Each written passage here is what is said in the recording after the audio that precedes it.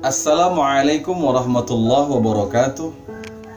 Salam Nusantara. Jumpa lagi bersama saya Ustadz Miftah Kul di dalam Oper. Oper itu opini terbaik.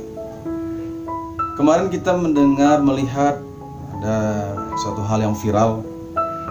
Ini yang akan kita kupas, kita buat sebagai opini, pandangan-pandangan yang meneduhkan, yang akan membuat sebuah solusi dan menciptakan kedamaian. Ya, ada seseorang yang bernama Napoleon Bonaparte yang menganiaya Pak Muhammad KC. Ya, kita sangat sedih sekali. Dia menganiaya Pak KC dan dia menganggap bahwa itu sebagai bagian dia untuk membela Islam. Stop menggunakan kekerasan atas nama agama. Islam itu agama yang rahmatan lil alamin. Nah, agama yang rahmatan lil alamin, agama yang penuh dengan kasih sayang, bukanlah dengan cara menggebukin seseorang, menghabisi seseorang, melukai seseorang, membuat seseorang itu tubuhnya menjadi rusak, menjadi terluka. Sangat-sangat disayangkan.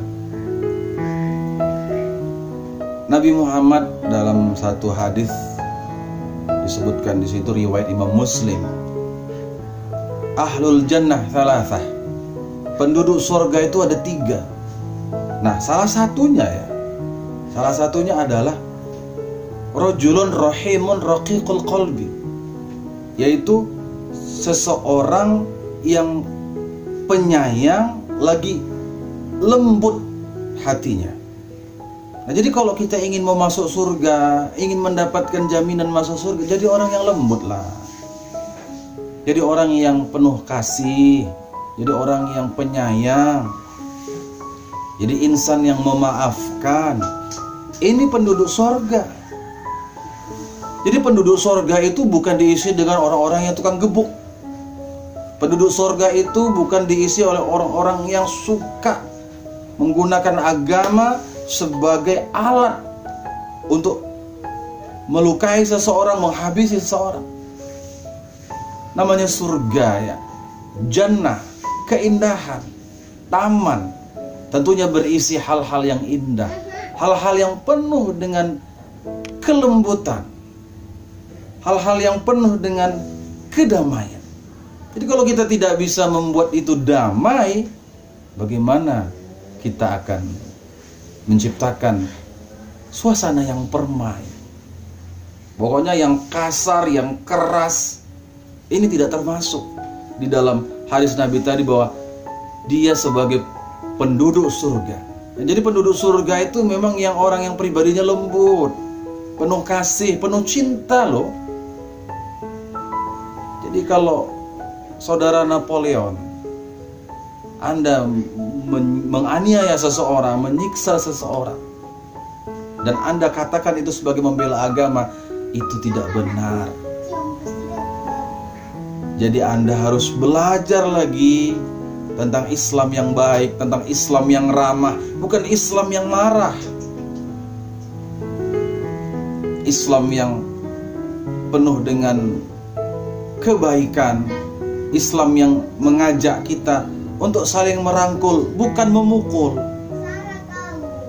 Jadi jangan sampai kita semua merasa diri muslim, tetapi kita mengabaikan akhlak-akhlak Islamiyah yang lembut, yang damai, yang santun, yang sopan. Jadi ingat, jangan sampai menggunakan agama ini untuk hal-hal yang sifatnya kriminal, yang sifatnya kekerasan, yang sifatnya penganiayaan, penzaliman. Ini tidak dibenarkan di dalam agama.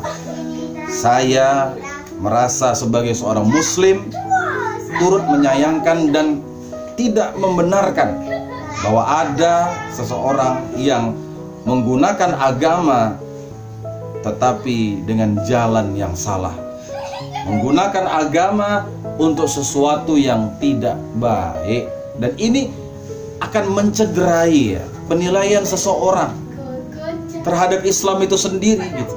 Orang jadi ilfil dengan Islam. Islam kok begini ya jadinya, Islam kok keras gitu, Islam kok kasar gitu. Hati-hati dalam beragama. Jangan sampai orang salah faham dengan Islam itu. Jangan permalukan Islam. Jangan kita merasa diri itu yang katanya punya kasus ya, terjerat kasus korupsi, tapi bernada membela Islam, seakan-akan membela Islam. Dia korupsi saja sudah menghina Islam. Dia korupsi saja sudah mempermalukan Islam.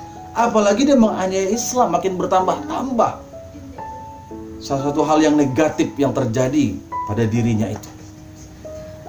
Jadi ayo damai selalu.